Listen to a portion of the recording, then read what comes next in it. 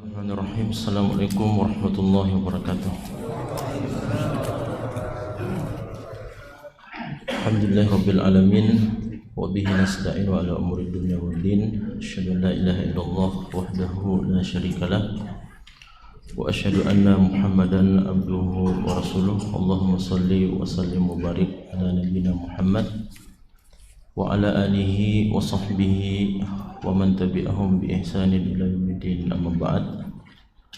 Para jamaah yang dirahmati Allah Subhanahu wa taala,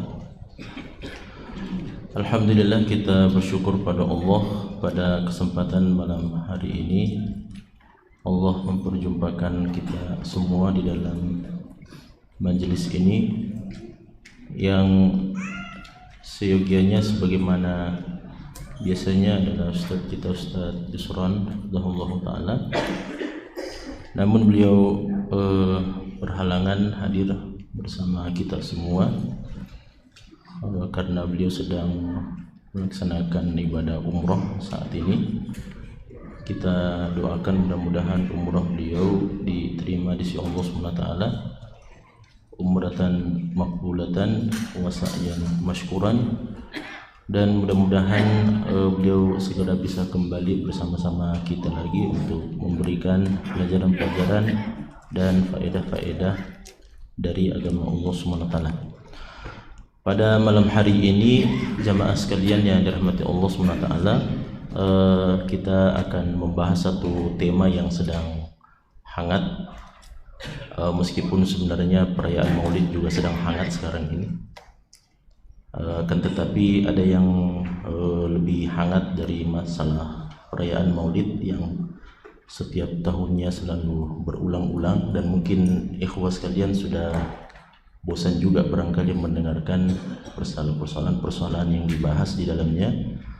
Nah, ini ada masalah yang baru, sebagian ikhwah mungkin sudah mendengarkan, sudah melihat dan mendapatkan usulan, ajakan, petisi untuk melaporkan sebuah akun media sosial di YouTube berjudul Quranic Song. Nah, ini kita sarahatan saja kita sebutkan jamaah sekalian, karena persoalan yang dibawa ini adalah persoalan yang sangat besar dan berkaitan dengan ayat-ayat Allah, bahkan berkaitan dengan Al-Quran. Ya, semuanya sudah dengar ya? Sudah ada yang nonton? Belum? Oh ya, alhamdulillah. Iya, sengaja tidak nonton supaya tidak panas ya. Iya, saya ketika diminta untuk membawakan materi ini, mau tidak mau saya harus nonton. Ya, jadi mirip-mirip seperti bapak-bapak polisi misalnya, ketika melakukan penyidikan, maka penyidikan itu terkadang harus masuk ke dalam ranah yang berbau maksiat sebenarnya di situ. Cuma kan bukan itu tujuannya.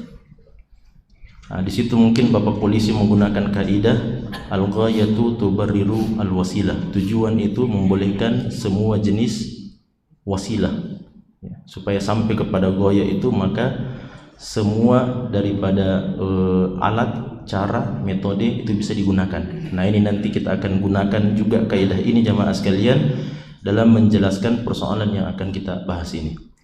Makanya kemarin dulu itu saya sempat nonton, luar biasa juga, mirip-mirip seperti murattalnya Syekh As-Sudais. Jadi surah An-Naba, kemudian An-Nazi'at, Abasa, dan seterusnya. Juz 30, saya lihat juga, dia buat juga seperti itu. Jadi mulai dari surah An-Naba, kemudian An-Nazi'at, Abasa, dan seterusnya. Tapi isinya ayat-ayat Al-Quran yang dicampur dengan musik. Dan beberapa cuplikan video yang meskipun akun yang sempat saya buka itu jamaah sekalian itu akun yang kedua yang dia buat, dan bukan akun yang pertama. Akun yang pertama mungkin jauh lebih banyak jumlah subscribernya di YouTube dan lebih banyak jumlah videonya. Akun yang kedua itu kalau saya tidak salah baru sekitar ratusan subscriber, dan ada puluhan video, 23 atau 24 video ayat-ayat atau surah-surah dari surah-surah pendek yang digabungkan, dimix antara ayat-ayat bacaan Al-Quran itu dengan musik. Dan beberapa video yang saya nonton, yang saya dengarkan itu jamaah sekalian, itu kebanyakannya menggunakan musik-musik rock dan metal. Ya, dan yang membaca atau ayat-ayat Al-Quran yang terbaca itu jamaah sekalian, itu besar kemungkinan, sangat besar kemungkinan itu bukan orang yang membaca, itu adalah sistem AI atau kecerdasan buatan. Nah ini kan sekarang kita biasa lihat, kenapa Ustadz Rahmat Badani fasih sekali misalnya bahasa Mandarin, nah, itu kan menggunakan teknologi jamaah sekalian ya. Kalau kita lihat ada orang yang tidak pernah belajar bahasa Arab tiba-tiba fasih sekali bahasa Arab dalam video, itu sebenarnya menggunakan teknologi. Nah, itu makanya jamaah sekalian ini hati-hati juga, jangan sampai kita terlalu cepat menyebarluaskan sebuah berita yang sampai kepada kita, padahal sebenarnya itu permainan apa? Permainan kecanggihan teknologi. Ya, makanya disinilah muncul firman Allah SWT, in ja'akum fasiqun binaba'in fatabayyanu. Jamaah dirahmati Allah Subhanahu wa taala. Tentu saja berbicara tentang Quranic song ini, jadi dia adalah gabungan antara bacaan ayat-ayat Al-Qur'an dengan suara musik ya, yang digabung baik itu dengan menggunakan alat teknologi kecanggihan saat sekarang ini, ataupun barangkali dengan yang tradisional jamaah sekalian. Kalau kita berbicara tentang masa atau zaman tradisional, ayat Al-Qur'an dibaca dan disertakan bersamanya alat-alat musik, dilantunkan bersamanya ayat-ayat Al-Qur'an dan dibunyikan bersamanya dibunyikan bersamaan dengannya adalah alat-alat musik. Nah ini yang dilakukan oleh akun tersebut jamaah sekalian. Inilah yang kemudian akhirnya setelah ditelusuri, saya tidak tahu siapa yang memposting itu di salah satu grup WhatsApp ya. Kalau sebagian ikhwan mungkin ada yang ikut bergabung, saya melihat ada satu akun Facebook yang memang mengakui bahwa akun Quranic Song itu adalah milik dia, dan dia adalah seorang dosen di sebuah institut perguruan tinggi, kalau saya tidak salah di Surakarta, dan beliau mengaku sebagai dosen agama, meskipun saya tidak tahu dosen agama apa, agama Islam, agama Hindu atau apa, karena kan di negara kita jamaah sekalian MAG itu master agama, itu semua agama juga bisa begitu. Jadi kalau kita dengarkan MAG kemudian bicaranya tentang agama Islam ngelantur, bisa dipertanyakan itu, ini master agama Islam atau master agama apa? Jadi dia mengaku bahwa saya adalah seorang dosen agama di sebuah institut seni di Surakarta. Ya, itu mungkin kita bisa lacak dan kita bisa lihat jamaah sekalian. Dan di dalam akun itu juga ketika ditanya tentang apa alasannya dia membuat Quranic Song itu, maka dia memunculkan atau menyebutkan beberapa buah alasan. Nah beberapa buah alasan ini insya Allah sebentar kita akan coba baca dan kita coba akan jelaskan tentang alasan-alasan yang dia kemukakan itu. Hanya saja sebagai muqaddimah jamaah sekalian, bahwa kita mesti tahu semakin ke belakang ini zaman, semakin dekat dengan akhir zaman, maka semakin buruk keadaan dan kondisi. Maka dalam hadis yang sahih riwayat Bukhari, Nabi SAW bersabda, hadis Anas, Nabi mengatakan, Anas bin Malik mengatakan, isbiru fa innahu la ya'ti 'alan nasi zamanun illa alladhi ba'dahu syarrum minhu. Hakadha sami'tuhu min Rasulillah sallallahu alaihi wasallam. Jadi Anas bin Malik mengatakan kepada para kibar tabi'in, ulama besar tabi'in, bersabarlah kalian dengan apa yang kalian dapati, karena sesungguhnya tidak datang satu zaman kepada manusia melainkan zaman berikutnya lebih buruk dari zaman tersebut. Jadi kalau kita berbicara zaman ini, tahun ini jamaah sekalian, maka tahun berikut yang akan datang 2025 itu akan lebih buruk. Yang akan datang 2026 akan lebih buruk. 1446 yang akan datang 1447 akan lebih buruk. Artinya selalu saja ada keburukan-keburukan, ada saja perbuatan-perbuatan yang menyelisihi dan bertolak belakang dengan syariat Allah Subhanahu wa taala, dan itu dihidupkan oleh manusia. Ya, kezaliman, kekufuran, kesyirikan, dan berbagai macam fitnah, ujian, cobaan, musibah yang Allah Subhanahu wa taala perjalankan sebagai bentuk sunnatullah. Salah satu di antara alasannya kenapa semakin ke belakang zaman ini semakin buruk, karena memang semakin jauh dari zaman nubuwah. Semakin jauh dari zaman nubuwah, semakin sedikit ilmu pengetahuan. Semakin sedikit ilmu pengetahuan, semakin banyak orang-orang yang jahil di tengah-tengah manusia. Dan itu kan sesuai dengan hadis-hadis Nabi SAW.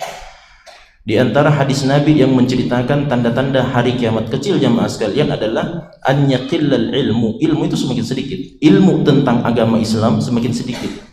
Kenapa dia semakin sedikit? Karena semakin banyak alim ulama yang diwafatkan oleh Allah. Maka dalam hadis yang sahih Nabi mengatakan, innallaha la yaqbidul ilma intiza'an wa innama yaqbidul ilma biqabdi arwahil ulama. Jadi Allah itu tidak mengangkat ilmu intizaan langsung sekaligus dari manusia, enggak. Tapi Allah mengangkat ilmu pengetahuan dari manusia dengan mewafatkan para ulama. Dan ulama yang paling senior di dalam agama Islam adalah para sahabat Nabi SAW. Makanya kalau semakin ke belakang jemaah sekalian, semakin banyak ulama kita yang meninggal dunia, maka semakin banyak juga orang-orang yang tidak punya ilmu pengetahuan ditokohkan berbicara tentang agama. Makanya semakin banyak fitnah, cobaan, ujian berbagai macam, karena ini muncul orang-orang yang memfatwakan sesuatu tidak didasarkan kepada ajaran agama Islam sesuai dengan pemahaman salafus saleh, kemudian banyak orang yang mendengarkannya. Itulah yang menjadi sebab kenapa lahir alasan itu kejumudan. Tahu kejumudan jemaah sekalian? Kejumudan itu artinya malas orang berpikir, malas orang belajar, malas orang berijtihad, berupaya untuk mengeluarkan produk hukum yang baru, disebabkan karena lahirnya orang-orang yang tidak faham agama Islam, kemudian berani memberikan fatwa kepada umat Islam, akhirnya mereka sesat dan menyesatkan. Kemudian hal yang lain yang perlu kita fahami jamaah sekalian, bahwasanya Hudzaifah bin Yaman radhiyallahu taala anhu itu pernah mengatakan dalam hadis yang sahih, beliau mengatakan, kana an-nasu yas'aluna an-nabi sallallahu alaihi wasallam 'anil khairi wa ana as'aluhu 'anil syarri, atau kama qala, makhafata an yudrikani. Kata Hudzaifah, dahulu para sahabat itu kebanyakannya bertanya sama Nabi tentang kebaikan.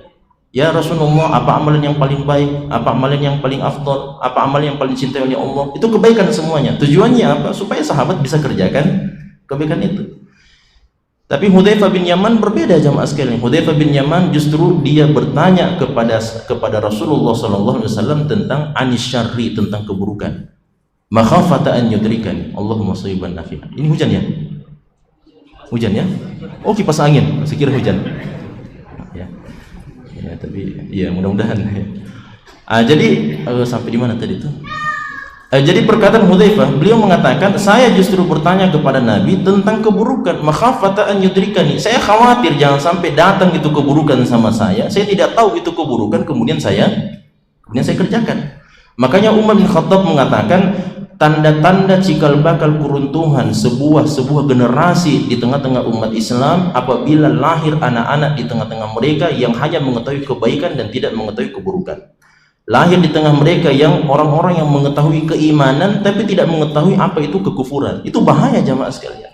Orang bisa kafir, orang bisa musyrik kalau dia tidak tahu bahwa itu adalah perbuatan kekufuran. Makanya Nabi berdoa kepada Allah SWT, Allahumma inni a'udzubika min an usyrika bika syai'an wa ana a'lamuhu wa a'udzubika wa astaghfiruka lima la a'lamuhu. Ya Allah, saya berlindung kepadamu dari perbuatan kesyirikan, dosa-dosa dan seterusnya, padahal saya mengetahui bahwa itu adalah dosa, dan saya meminta ampun kepadamu dari dosa-dosa yang saya lakukan sedangkan saya tidak mengetahuinya.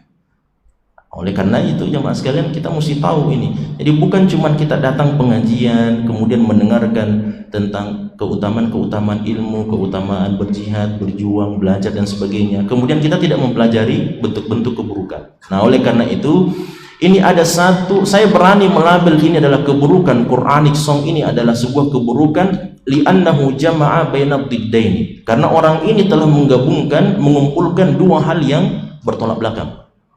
Bagaimana caranya itu jamaah? Saya tidak bisa membayangkan dia mengambil surah Luqman kemudian dia gabung dengan alat musik itu. Bagaimana caranya? Sedangkan ayat dalam surah Luqman itu jelas Allah mengatakan, wa minan nasi may yashtari lahwal hadits liyudil an sabilillah. Itu jelas Ibnu Abbas dan kebanyakan sahabat Nabi menafsirkan bahwa yang dimaksud dengan al-lahwu di sini adalah apa? Adalah musik. Kemudian digabung ayat ini dengan alat musik. Itu bagaimana caranya itu? Bagaimana jalan ceritanya itu? Oleh karenanya saya berani mengatakan di sini bahwa ini adalah kesesatan yang nyata. Bahkan bisa sampai pada bentuk istihza biddin, bi ayatillah. Dengan ayat yang sangat jelas Allah mengatakan, qul abillahi wa ayatihi wa rasulihi kuntum tastahzi'un la ta'tadiru qad kafartum ba'da imanikum.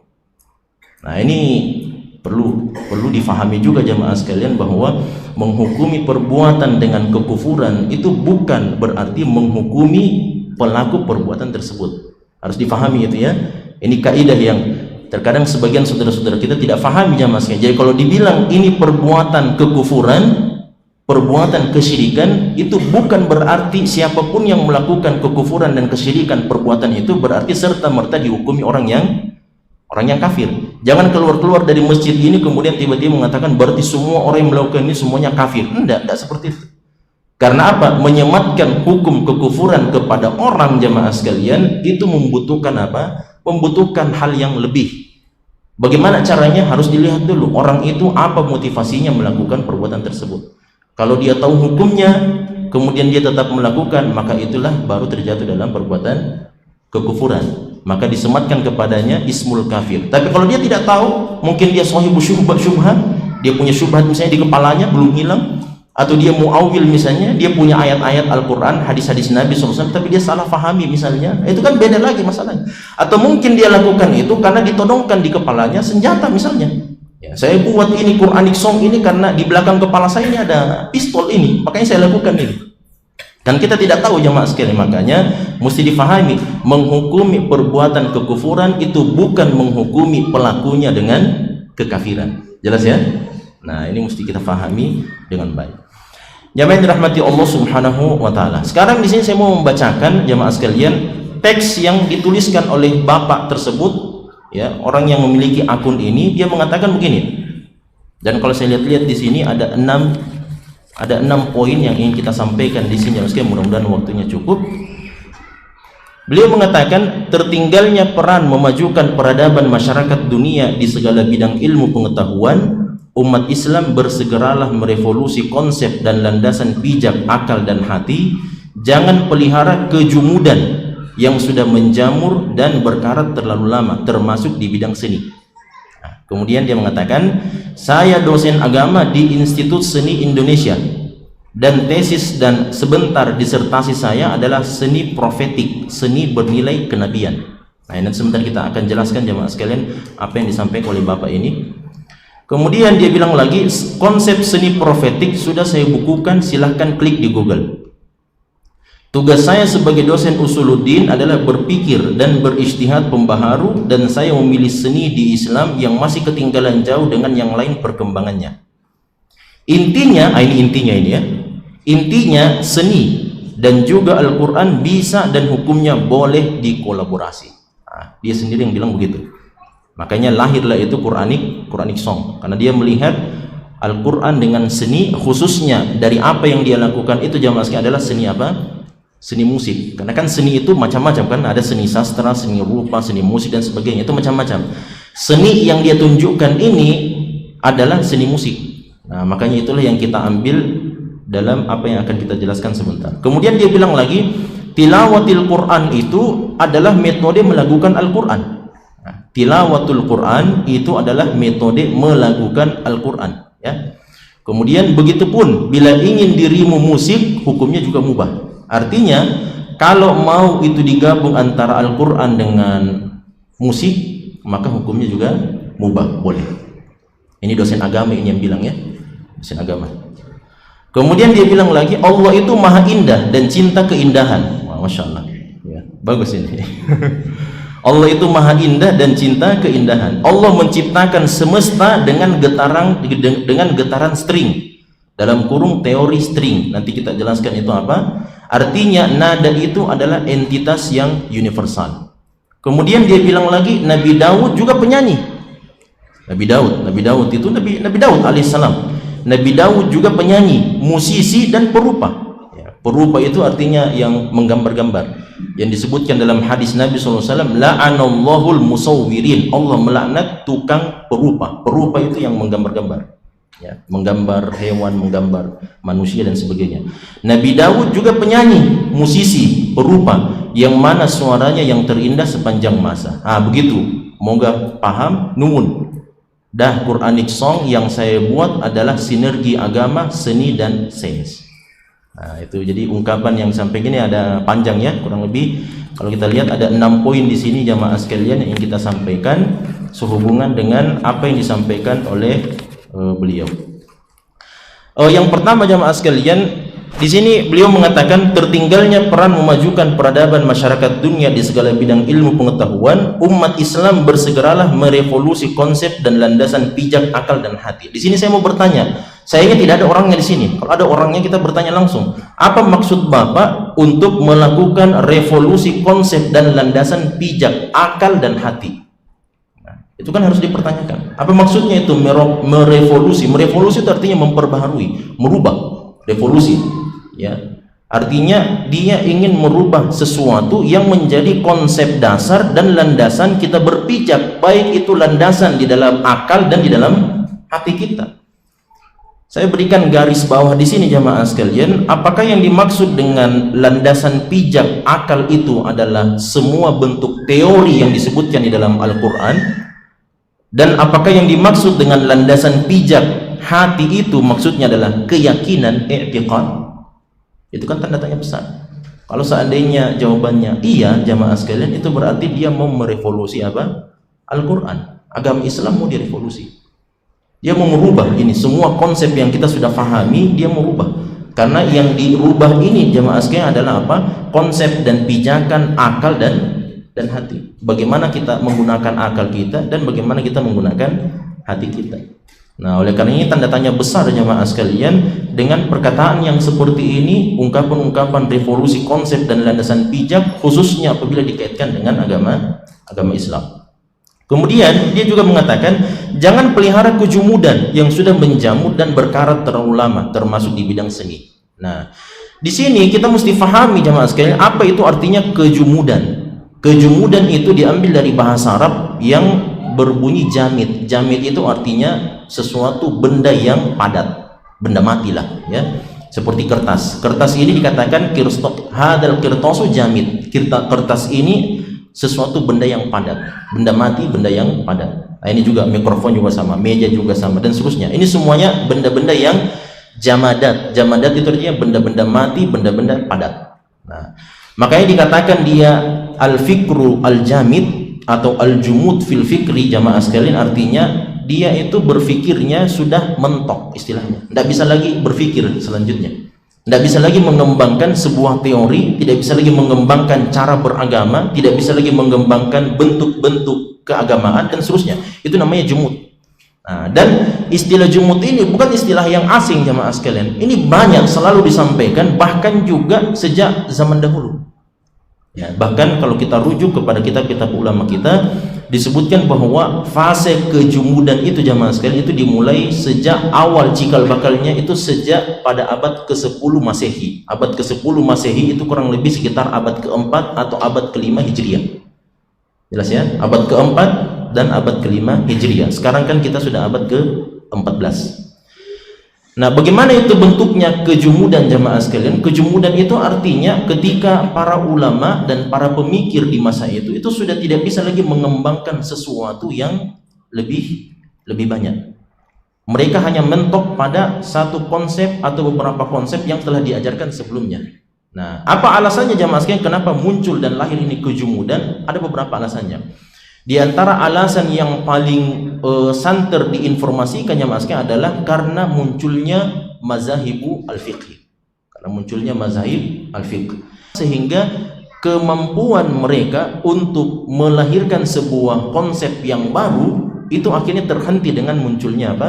Mazhab yang 4 ini. Ya, jadi karena semuanya sudah berkaca kepada 4 mazhab yang ada ini, akhirnya ulama yang datang belakangan ini ya sudahlah kita mengikut kepada mazhab yang ada saja.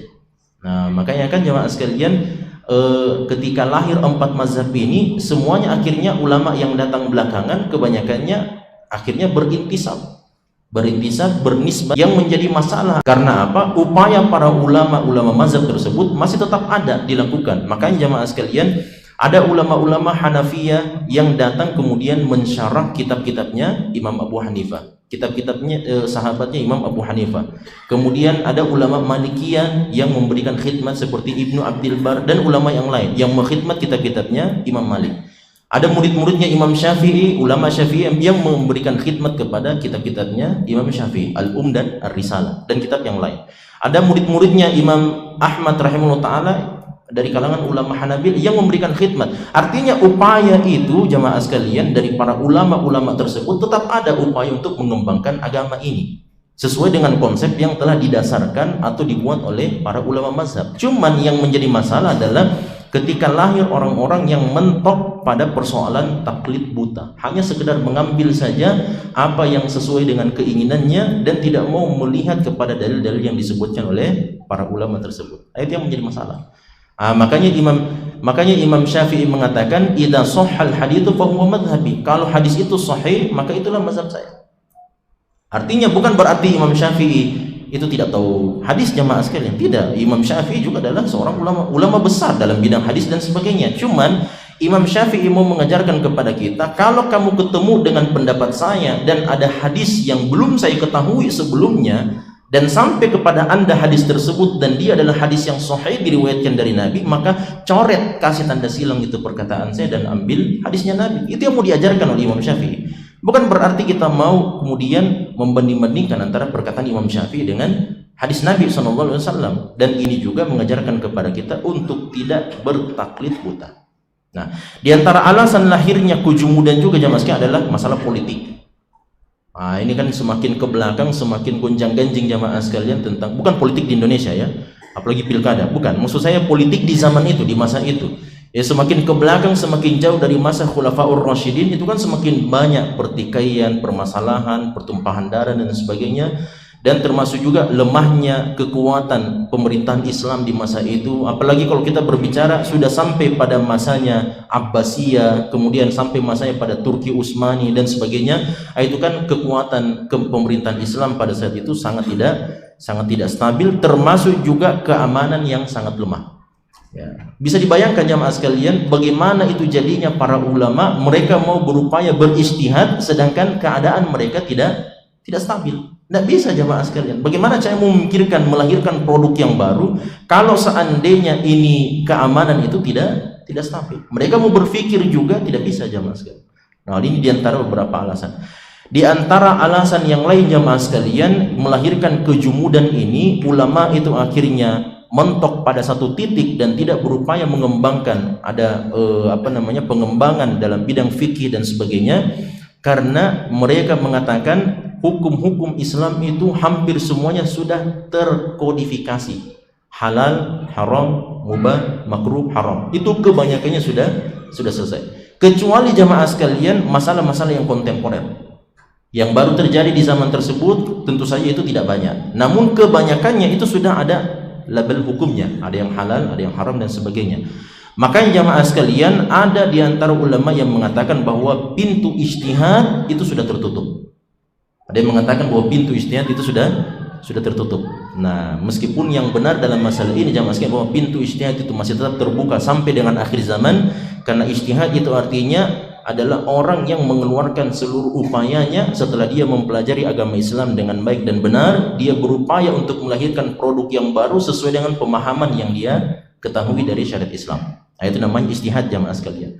Dan ijtihad ini terbuka terus pintunya. Kenapa sampai ada ulama yang mengatakan pintu ijtihad itu sudah tertutup? Karena semakin banyak bermunculan orang-orang yang asal berfatwa, menyampaikan fatwa-fatwa yang tidak berlandaskan kepada Al-Quran dan Sunnah Nabi yang sahih serta dalil-dalil yang disepakati oleh para ulama kita, sehingga banyak manusia yang terfitnah. Sejak saat itu sebagian ulama mengatakan pintu ijtihad sudah tertutup. Supaya apa? Supaya manusia, umat Islam umumnya itu tidak asal mendengarkan dari siapa? Dari siapapun. Jadi datang misalnya ketemu di pasar, tiba-tiba bertanya apa hukumnya ini, tiba-tiba langsung dia tidak tahu ini orangnya siapa dan sebagainya. Boleh jadi itu cuma pedagang atau penjual dan seterusnya. Nah, oleh karena jamaah sekalian, ada alasan kenapa ulama itu mengatakan pintu ijtihad itu sudah tertutup. Sudah tidak bisa lagi orang beristihad. Karena apa? Lahirnya semakin banyaknya orang-orang yang mengeluarkan fatwa-fatwa secara serampangan, sehingga umat Islam itu tercederai dan tersesatkan disebabkan karena fatwa-fatwa yang serampangan itu. Nah, ini salah satu fatwa serampangan itu dia tadi yang mengatakan bahwa Nabi Daud juga penyanyi. Ya, Nabi Daud penyanyi, kemudian musisi dan sebagainya. Itu di antara salah satu fatwa yang serampangan. Ya, sebagaimana kita akan jelaskan. Nah, oleh karena jamaah sekalian, di sini kita mesti fahami juga bahwa kalau selalu diangkat ini persoalan kejumudan jamaah sekalian, maka kita mesti lihat juga kejumudan itu dalam artian apa. Kejumudan itu dalam artian kita berbicara tentang persoalan akidah dan keyakinan, maka itu jelas keyakinan dan akidah itu sesuatu yang jamin, tidak akan mungkin bisa berubah dan tidak akan mungkin bisa bertambah. Karena keyakinan itu telah dijelaskan di dalam agama Rasulullah SAW, dan tidak akan mungkin seseorang menambah-nambah sesuatu dari keyakinan. Tapi kalau berbicara tentang masalah furu' fiqhiyah, maka tidak ada di antara ulama kita yang mengatakan bahwa sampai dengan zaman tertentu itu sudah sampai pada titik jumud, ya, kaku, dan tidak ada lagi pengembangan setelahnya. Kemudian di sini dia katakan juga yang kedua, saya dosen agama di Institut Seni Indonesia dan tesis dan sebentar disertasi saya adalah seni profetik atau seni bernilai kenabian. Nah, konsep seni profetik itu sudah saya bukukan, silakan diklik di Google. Ini dia tulisannya, ini saya ambil dan saya coba baca ini, judulnya ini dikeluarkan tahun 2019, Kesenian Profetik Membangkitkan Khitoh Seni Back to Basic, Telaah Kesenian dan Keislaman. Nah, namanya terpasang di sini. Di sini jamaah sekalian disebutkan secara umum, ini disebutkan tentang carut marut dunia seni. Itu panjang dia jelaskan di sini, carut marut dunia seni dengan berbagai macam landasan-landasan disebutkan. Ada yang membuat seni itu untuk maksiat, ada yang membuat seni untuk memuaskan nafsu, ada yang membuat seni macam-macam lah. Ada yang membuat seni untuk mengkritik pemerintah, ada yang membuat seni untuk mengkritik apa yang terjadi, ada yang membuat seni dengan tujuan ironi, satire dan sebagainya. Ada yang membuat seni untuk seni, macam-macam lah, ya, dijelaskan di sini. Cuman ada beberapa kutipan di sini jamaah sekalian ketika dia menjelaskan tentang seni profetik. Jadi seni profetik itu artinya seni yang dilandaskan pada nilai-nilai yang diajarkan oleh Nabi kita Muhammad SAW. Makanya diambil profetik. Profetik itu diambil dari bahasa Inggris namanya prophet. Prophet itu artinya nabi. Nah, makanya seni profetik itu artinya seni yang bernilai kenabian. Nah, di sini dia kasihkan contoh sebenarnya. Di antara contohnya misalnya buku apa itu? Buku-bukunya Buya Hamka. Nah, buku-buku Buya Hamka itu kan masuk dalam kategori seni sastra, tulisan kan? Dan isinya jamaah sekalian itu memang memotivasi orang untuk beramal, berbuat dan seterusnya. Maka ini masuk dalam kategori seni profetik. Cuman yang menjadi masalah di sini beberapa kalimat dan ucapan yang dia sampaikan di sini itu bertolak belakang dengan yang dia lakukan. Saya kasih contoh di sini ya. Nah, di sini dia bilang begini, seni sebenarnya tidak jauh berbeda dengan agama. Ya, seni tidak jauh berbeda dengan agama, dan ilmu yang sama-sama mengemban wacana-wacana kearifan universal seperti keindahan, kebaikan, dan kebenaran. Nah, jadi karena agama itu mengajarkan keindahan, kebaikan, dan kebenaran, seni juga mengajarkan keindahan, kebaikan, dan kebenaran, makanya dia samakan antara seni dengan agama. Ini kan sudah kelihatan ya. Seni yang dihasilkan oleh kesadaran kearifan universal yang tadi kita bilang, keindahan, kebaikan, dan kebenaran, akan menjadi lebih bermakna dan lebih berharga daripada seni yang dihasilkan hanya sekedar untuk seni. Ya, kalau seni untuk seni saja, ia hanya akan menjadi seonggok sampah tak berguna yang hanya mampu memuaskan nafsu sesaat manusia. Nah, pertanyaan saya di sini, apakah Quranic song itu masuk seni yang bagaimana itu? Apakah dia masuk dalam seni untuk seni, ataukah dia adalah seni yang membawa kesadaran kearifan universal? Yang kalau kita dengarkan itu, cuplikan-cuplikan video itu jamaah sekalian, orang yang punya fitrah yang salimah, yang selamat, pasti akan tutup telinga itu. Tidak akan mungkin. Dan orang muslim yang benar-benar dekat dengan Al-Quran, dengan ayat-ayat Allah Subhanahu wa ta'ala, tidak akan mungkin mau mendengarkan ayat-ayat Al-Quran tersebut dibacakan dengan metode yang seperti itu. Waliyadzubillah. Nah, oleh karenanya ini lebih dia mengutarakan sesuatu dalam tulisan ini tentang seni profetik, namun dalam tahapan pelaksanaannya, perbuatannya justru bertolak belakang dengan apa yang dia tuliskan sendiri. Nah, kemudian di sini juga ada tulisan dia sampaikan, seni profetik sebagai pengejawantahan atau realisasi nilai-nilai Islam sebenarnya mampu beradaptasi dengan perubahan budaya yang terjadi. Oleh karena itu tidak perlu dipertanyakan apakah seni tersebut muncul dalam bentuk sastra kontemporer, musik kontemporer, atau teater kontemporer. Tidak perlu ditanyakan. Jadi kalau ada misalnya orang yang berbuat seperti Quranic song ini, tidak perlu ditanyakan ini. Yang penting nilai-nilai Islam itu tersampaikan. Itu alasannya dia bilang begitu. Padahal kita tahu jamaah sekalian, ada kaidah yang mengatakan al-ghayatu tubarrirul wasilah. Jadi tujuan itu memang membolehkan semua jenis wasilah. Cuman diingat, bahwa kaidah ini tidak secara serta-merta. Ada beberapa syarat yang harus terpenuhi. Di antara syaratnya bahwa gaya itu, tujuan yang ingin diambil itu adalah sesuatu yang disyariatkan, dibolehkan. Ya, dan wasilah yang diambil itu jamaah sekalian, wasilah itu yang selamat dari persoalan yang dilarang oleh agama kita.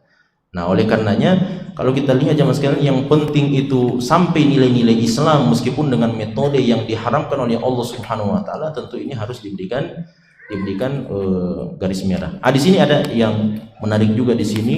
Salah satu di antara landasan yang dia gunakan jamaah sekalian dengan membawa seni profetik ini, dia mengatakan konsep seni Islam Sidi Ghazalbah. Sidi Ghazalbah itu adalah seseorang kemudian yang menempatkan seni sejajar dengan agama dan etika. Jadi begini, konsep berpikirnya ini orang jamaah sekalian ada 3. Yang pertama ada indah atau bagus, kemudian benar, kemudian baik. Jadi indah, benar, dan baik. Indah itu adalah seni, benar itu adalah agama, dan baik itu adalah etika. Dan semuanya berada pada tataran yang sama. Jadi kalau kita melihat ada seni yang indah jamaah sekalian, maka itu sama saja representasi dari agama yang benar. Nah, itu dari mana itu jalan berpikirnya seperti itu. Padahal kita tahu jamaah sekalian, berbicara tentang masalah keindahan itu kan ada hadis Nabi SAW. Ini kita loncat di sini jamaah sekalian. Dia mengatakan Allah itu maha indah dan cinta dengan keindahan. Dia bilang begitu kan tadi. Ini saya rasa-rasa dia mengutip hadis riwayat Muslim nomor yang ke-91. Nabi mengatakan ketika ditanya seseorang, innar rajula yuhibbu an yakuna thawbuhu hasanan wa na'luhu hasanah, qala innallaha jamilun yuhibbul jamal. Al-kibru batarul haqqi wa ghamtun nas. Ini Nabi ketika berbicara tentang masalah kesombongan, ada sahabat yang bertanya, "Ya Rasulullah, ada orang yang senang kalau bajunya bagus, indah. Dan kalau sandalnya indah juga. Apakah itu masuk dalam kategori sombong?" Kata Nabi SAW, Allah itu maha indah mencintai keindahan. Nah, ini yang saya rasa dia kutip hadis ini jamaah sekalian. Dia bilang Allah itu maha indah dan cinta dengan keindahan. Seni musik itu bagian daripada keindahan. Nah, makanya jelas Allah mencintai seni musik. Nah, itu kan bagaimana itu cara berpikirnya jamaah sekalian. Nah, di sini coba kita jelaskan hadis Nabi, innallaha jamilun yuhibbul jamal. Allah itu maha indah dan mencintai keindahan. Artinya jamaah sekalian di sini bahwa Allah itu adalah zat yang maha baik dan Allah mencintai kebaikan. Makanya di sini ada beberapa penafsiran dari ulama hadis yang mengatakan maksud daripada jamil di sini jamaah sekalian adalah bahwa Allah Subhanahu wa taala itu maha baik kepada hambanya, dan Allah juga senang kalau hamba itu baik kepada sesama ciptaan Allah Subhanahu wa taala. Kemudian ada juga ulama yang mengatakan bahwa makna daripada yuhibbul jamal di sini jamaah sekalian adalah at-tajammul fi qillati idharil hajati ila ghairihi. Ya, disebutkan di dalam kitab Ikmal bi Fawaidi Muslim bahwasanya yang dimaksud dengan Allah mencintai keindahan adalah ketika seorang hamba itu menunjukkan rasa butuhnya hanya kepada Allah dan tidak butuh kepada siapapun selain Allah. Ya, itu makna hadis ini. Innallaha jamilun yuhibbul jamal. Nah, kemudian ulama kita juga menjelaskan apa maksudnya Allah maha indah dan mencintai keindahan. Artinya bahwa Allah itu cinta. Sesuatu yang indah-indah Allah senang itu. Allah cinta. Allah cinta melihat pakaian kita indah, Allah cinta melihat pakaian kita bagus dan seterusnya. Maka pakai yang bagus-bagus. Nah, cuman yang jadi masalah jamaah sekalian, memang ada hadis-hadis Nabi yang mengatakan Allah Subhanahu wa taala itu senang untuk melihat apa? Orang-orang yang lusuh pakaiannya, orang-orang yang kotor pakaian dan seterusnya. Itu kan kelihatannya bertolak belakang ya. Kelihatannya bertolak belakang. Padahal ulama kita menjelaskan bahwa kenapa ada hadis yang mengatakan Allah cinta keindahan untuk menekankan kepada orang-orang yang datang di hadapan Nabi SAW, dan Nabi tahu bahwa orang itu jamaah sekalian kesehariannya memang lebih seringnya lusuh pakaiannya. Dan Nabi tahu itu jamaah sekalian. Makanya Nabi itu kalau ditanya, ya Rasulullah apa amalan yang paling afdol? Jawabannya kan beda-beda ya. Salat pada waktunya, memberi makan, mengucapkan salam kepada orang yang kamu tahu, itu kan beda-beda semuanya. Padahal pertanyaannya sama. Karena siapapun yang datang kepada Nabi, Nabi tahu bagaimana kondisinya orang itu jamaah sekalian. Makanya ketika datang seseorang sahabat bertanya, ya Rasulullah bagaimana kalau ada orang yang suka dan senang dengan pakaian yang indah? Maka Nabi jawab, Allah itu maha indah dan mencintai keindahan. Karena Nabi tahu orang yang dimaksudnya adalah orang yang pakaiannya setiap harinya lusuh, tidak disetrika dan sebagainya, berantakan dan seterusnya, kacau. Makanya Nabi sampaikan, kalau begitu Allah itu maha indah, mencintai keindahan, maka diajak untuk mencintai keindahan. Ada orang juga dalam kondisi yang lain datang kepada Nabi SAW dan menyampaikan bagaimana kehidupan dunia dan seterusnya. Maka Nabi sampaikan, Allah itu lebih senang melihat orang yang biasa saja, pakaiannya lusuh dan seterusnya. Karena apa? Nabi tahu bahwa orang ini jamaah sekalian kesehariannya itu memang pakaiannya mentereng terus. Nah, makanya Nabi mau ajarkan dalam kehidupan dunia ini jamaah sekalian. Dalam hadis Nabi mengatakan, ya Allah, matikan saya bersama orang miskin dan bangkitkan saya bersama orang miskin dan kumpulkan saya bersama orang-orang miskin. Nabi bukan berarti mau mengatakan ayo kita miskin semua jamaah sekalian, tidak. Tapi Nabi mau menyampaikan kalau ada di antara kita orang-orang kaya, kehidupannya sangat berlebihan tapi tidak memperhatikan orang-orang miskin, maka Nabi sampaikan, saya mau dibangkitkan bersama orang-orang miskin, makanya perhatikan orang miskin. Itu maksud hadisnya. Jelas ya? Nah ini sudah habis waktu kayaknya. Iya. Bagaimana ini jamaah sekalian? Sudah habis waktu. Ya. Jilid 2 ya. Iya. Ada yang menarik di sini Mas sekalian, sedikit lagi ya. Saya minta waktu 10 menit lagi. Ada yang menarik di sini juga, dikatakan Allah menciptakan semesta dengan getaran string, dalam kurung teori string. Nah, ini makanya jamaah sekalian, ini menyampaikan sesuatu padahal landasan apa yang dia sampaikan ternyata belum bisa dipastikan dengan benar. Tapi kalau orang dengarkan ini, Allah menciptakan alam semesta dengan getaran string atau dalam kurung teori string. Tahu teori string jamaah sekalian? Teori string itu kalau ada pemain gitar di sini ya, yang sudah taubat ya, maksud saya. Bukan pemain gitar asli sampai sekarang, maksudnya yang sudah taubat, itu kan string itu ya. Jadi di sini dia katakan bahwa alam semesta ini jamaah sekalian itu adalah menggunakan teori string. Allah menciptakan alam semesta ini dengan teori string. Nah, pertanyaannya dia sampaikan di situ. Artinya nada itu jamaah sekalian adalah entitas universal. Apa maksudnya entitas universal? Dimanapun antum berada, antum bertemu dengan nada. Ya, bukan lagunya Roma ya. Bukan. Tapi ini misalnya benda ini, mikrofon ini jamaah sekalian. Apa ini mikrofon? Ini mikrofon adalah kumpulan teori string. Ini besi, ini teori string juga ada dalamnya. Ini benda-benda padat dan semua antum semua juga adalah apa? Teori string. Apa itu teori string? Nah, coba kita. Teori string adalah sebuah teori dalam fisika teoretis pada abad ke-20 yang berusaha menjelaskan partikel dasar penyusun alam semesta ini sebagai benda satu dimensi yang sangat kecil dan bergetar yang disebut sebagai string. Jelas ya? Nah, jadi teori string ini jamaah sekalian, dia mau merevolusi atau mengganti teori yang disampaikan oleh orang-orang sebelumnya, ahli fisika sebelumnya, bahwa alam semesta ini, benda-benda yang ada di alam semesta ini adalah teori dengan menggunakan teori partikel. Teori partikel itu bahwa alam ini, contoh misalnya kertas ini jamaah sekalian, kertas ini adalah tumpukan titik-titik di dalamnya. Ya, kumpulan apa? Titik-titik di dalamnya. Itulah yang disebut sebagai teori partikel. Yang satu partikel itu adalah satu titik jamaah sekalian, meskipun dia sangat kecil dan kita tidak bisa melihat.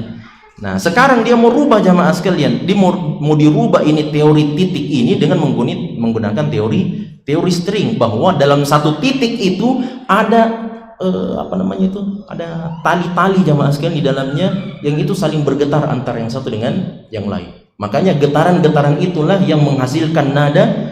Itu makanya dia mengatakan bahwa dunia ini adalah nada, dan nada itu adalah entitas universal. Dimanapun kita berada, kita bisa berjumpa dengan apa? Dengan nada, termasuk udara, termasuk partikel, semuanya adalah nada. Cuman coba dengarkan teori string ini jamaah sekalian, dikatakan bahwa teori string ini sangat menarik dan menjanjikan, tapi sampai saat ini masih sangat bersifat teoretis dan belum ada bukti eksperimen langsung yang bisa mengonfirmasi prediksi-prediksinya. Ternyata masih di batasan apa? Teori. Nah, masih di batasan teori. Dia sudah jadikan itu sebagai landasan hukum. Dia menggabungkan antara Al-Quran dengan musik. Luar biasanya ini orang jamaah sekalian. Bukan luar biasa buruknya ya. Nah, dia sampaikan juga Nabi Daud itu pemusik, penyanyi, luar biasa. Apa ayatnya? Walaqad atayna Dauda minna fadlan ya jibalu awwibi ma'ahu wat-tayr wa alanna lahul hadid. Itu kan ayat jelas jamaah sekalian. Allah Subhanahu wa taala memberikan karunia kepada Nabi Daud alaihi salam. Allah berfirman, wahai gunung-gunung dan burung-burung, bertasbihlah berulang-ulang bersama Daud, dan kami telah melunakkan besi untuk Nabi Daud alaihissalam.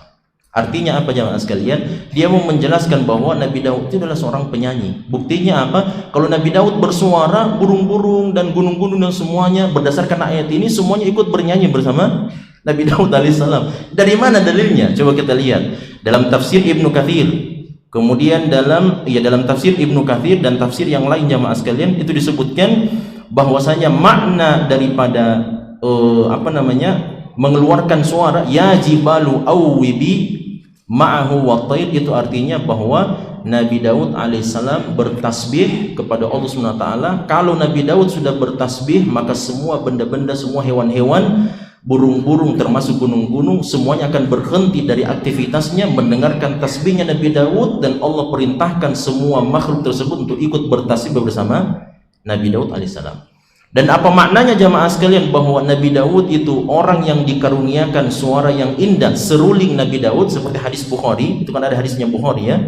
Makanya sampai dia bilang di sini bahwa Nabi Daud itu adalah pemusik. Buktinya apa? Nabi Daud punya seruling. Oh, itu, Masya Allah. Tidak sengaja. Dalam hadis yang sahih riwayat Bukhari, Nabi mengatakan ketika beliau mendengarkan suara indahnya Abu Musa al-Asy'ari membaca Al-Quran di tengah malam, besok paginya Nabi mengatakan, ya Abu Musa, lau ra'aitani wa ana astami'u ila qira'atika al-bariyah. Seandainya kamu lihat saya tadi malam, saya asik mendengarkan bacaan Qur'anmu tadi malam.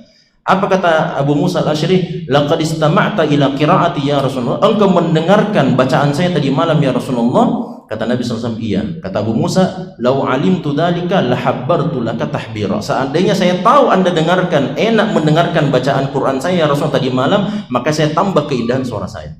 Nah, artinya makanya apa Nabi katakan, laqad utita mizmaran mi mazamiri ali Daud. Wahai Abu Musa, Allah sudah karuniakan kepadamu satu seruling dari seruling-serulingnya Nabi Daud alaihissalam. Nah, inilah kayaknya hadis yang digunakan oleh bapak satu ini sampai dia mengatakan bahwa Nabi Daud adalah siapa? Pemusik. Sampai dikatakan bahwasanya Nabi Daud itu kalau mau beristighfar beliau menggunakan serulingnya. Nah, itu padahal itu dalil tidak ada, la aslalahu, tidak ada dalilnya sama sekali. Adapun makna daripada mizmar serulingnya Nabi Daud alaihissalam di sini adalah hasanus saut, suaranya yang sangat indah. Sampai Nabi SAW menyamakan antara suara indahnya Nabi Daud alaihissalam seperti bunyi seruling yang sangat indah. Itu maknanya jemaah sekalian. Dan kalau tidak percaya silahkan kita rujuk kepada penjelasan Imam Nawawi dalam Minhaj, Imam Al-Iraqi dalam Tarhut Tathrib, Ibnu Hajar dalam Fathul Bari, semuanya mengatakan bahwa makna mizmar serulingnya Nabi Daud adalah apa? Keindahan suaranya Nabi Daud alaihissalam. Dan bukan berarti bahwa Nabi Daud adalah penyanyi, pemusik, perupa dan sebagainya. Waliyadzubillah. Kemudian jamaah sekalian, masih ada satu poin itu.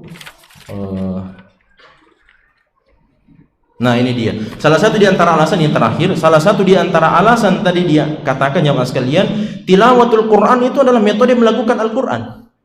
Tilawatul Quran, kan dalilnya jelas jamaah sekalian. Apa kata Allah? Warattilil Qur'ana tartila, dan tartilkanlah bacaan Al-Quran. Tapi apa maknanya tilawah jamaah sekalian? Tilawah itu artinya bukan melakukan. Kalau bapak ini dia mengartikan tilawah adalah melakukan Al-Quran. Tapi yang benar penjelasan ulama kita, makna tilawatul Quran itu adalah qiraatul Quran. Tala yatlu dalam bahasa Arab itu artinya qara'a yaqra'u, membaca. Sedangkan tilawatul Quran itu memiliki 3 tingkatan. Tingkatan yang pertama disebut sebagai tartil. Itulah yang disebutkan dalam Al-Quran. Warattilil Qur'ana tartila. Apa maknanya tartil jamaah sekalian? Tartil itu artinya adalah tajwidul huruf wa ma'rifatul wuquf. Itu penjelasannya Ali bin Abi Thalib. Tartil, beliau mengatakan tartil itu artinya adalah tajwidul huruf, mengeluarkan huruf-huruf yang kita baca dari Al-Quran itu sesuai dengan posisinya, makharijul hurufnya, wa ma'rifatul wuquf, dan mengetahui kapan kita harus berhenti. Itu namanya apa? Tajwid. Nah, itu namanya tartil. Kemudian ada tingkatan yang kedua, namanya dari tingkatan-tingkatan tilawah bacaan Quran, namanya al-hadar. Al-hadar itu artinya idrajul qiraati wa sur'atuha ma'al muhafadhah al ahkamit tajwid. Nah, jadi cepat bacaannya seperti bacaannya Syekh Su'ud Syuraim. Itu kan beliau menggunakan apa? Hadar. Hadar itu artinya bacaannya cepat. Bacaannya cepat tapi tidak salah-salah. Makharijul hurufnya sama. Benar. Nah, tidak salah. Kemudian yang ketiga jamaah sekalian disebut sebagai at-tadwir. At-tadwir itu artinya dia antara posisi yang paling tinggi dan posisi yang paling rendah, tapi dia pertengahan. At-tadwir itu pertengahan. Nah, memang ada hadisnya Nabi SAW ini terakhir. Ada hadis memang mengatakan, hadisnya sahih juga. Kata Nabi SAW, laisa minna man lam yataghanna bil Qur'an. Bukan golongan saya siapa yang tidak yataghanna bil Qur'an. Apa maknanya yataghanna? Inilah mungkin kayaknya jamaah sekalian. Karena dia bukan dosen bahasa Arab, makanya dia terjemahkan itu yataghanna bil Qur'an. Yataghanna kalau dicari dalam kamus itu diambil dari kata al-ghina. Al-ghina itu artinya apa? Nyanyian atau musik. Nah, makanya dia bilang laisa minna man lam yataghanna bil Qur'an, bukan golongan kami kalau ada orang yang tidak melakukan Al-Qur'an. Akhirnya muncullah Quranic song. Jadi dilakukan luar biasa ini. Padahal coba kalau kita rujuk jamaah sekalian penafsiran para ulama kita. Apa kata ulama kita? Al-Imam sebelum Imam Nawawi, Sufyan bin Uyainah mengatakan laisa minna man lam yastaghni bil Qur'an. Tidak, bukan golongan kami kata Nabi SAW orang-orang yang tidak merasa cukup dengan Al-Qur'an. Dan ini penafsiran yang diambil oleh Imam Bukhari rahimahullah. Dalam sahih beliau jamaah sekalian beliau mengatakan, ini hadisnya kan hadis sahih Bukhari. Beliau mengatakan bab man lam yataghanna bil Qur'an. Kemudian beliau mengambil firman Allah Subhanahu wa taala dalam Al-Qur'an. Awalam, bagaimana ayatnya itu? Bukankah telah kami turunkan kepada apakah tidak cukup awalam yakfi lahum anna anzalna 'alaikal kitaba wa yutla 'alaihim? Tidak cukuplah kepada mereka orang-orang kafir musyrik itu bahwa kami Allah telah menurunkan Al-Qur'an kepada engkau wahai Muhammad yang dibacakan untuk mereka. Nah, jadi Imam Bukhari lebih cenderung kepada pendapat yang mengatakan, pendapatnya Ibnu Uyainah yang mengatakan bahwa makna laisa minna man lam yataghanna bil Qur'an artinya bukan golongan kami orang-orang yang tidak merasa cukup dengan Al-Qur'an. Tapi pendapat kebanyakan ulama kita, dan ini dipegang oleh Imam Nawawi rahimahullah taala, beliau mengatakan ini adalah pendapatnya Imam Syafi'i wa ashabuhu wa aktsaru al-ulama, bahwasanya makna man lam yataghanna bil Qur'an adalah man lam yuhsin sautahu bitilawatil Qur'an. Siapa yang tidak memperbagus suaranya dengan membaca Al-Qur'an. Dalam riwayat yang lain dikatakan man lam yajhar bil Qur'an. Siapa yang tidak menjaharkan bacaannya dalam membaca Al-Qur'an. Makanya jamaah sekalian, membaca Al-Qur'an itu bukan begini. Bukan membaca Quran itu menghayati Al-Quran. Ya. Jadi kalau ada orang, saya lagi baca Quran nih Ustaz, apa kita baca? Dari dengar. Itu bukan membaca artinya, karena dia membaca di dalam hati. Itu bukan membaca namanya, karena membaca artinya seperti hadis itu tadi. Laisa minna man lam yajhar bil Quran. Bukan golongan kami orang yang tidak membaca Al-Quran dengan suara yang nampak, suara yang terdengar. Makanya kalau kita baca Quran harus dengan suara yang indah. Kita upayakan jamaah sekalian, dan kita keraskan suara kita, dan bukan hanya di dalam hati saja. Nah, ini menunjukkan bahwasanya Nabi kita Muhammad ini menunjukkan jamaah sekalian bahwasanya ini alasan-alasan yang disampaikan oleh beliau adalah alasan-alasan yang tentu saja tidak bertanggung jawab. Kita tidak melarang. Terakhir sekali jamaah sekalian, ini kata terakhir paling saya suka ini. Ya.